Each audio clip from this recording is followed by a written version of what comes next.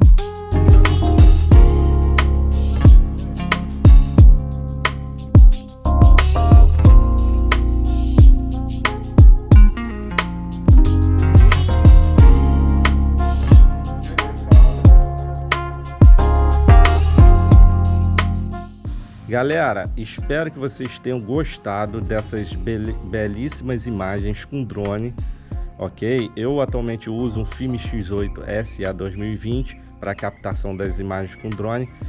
Se inscreva no canal, deixe seu like e ative o sininho. Até a próxima aventura!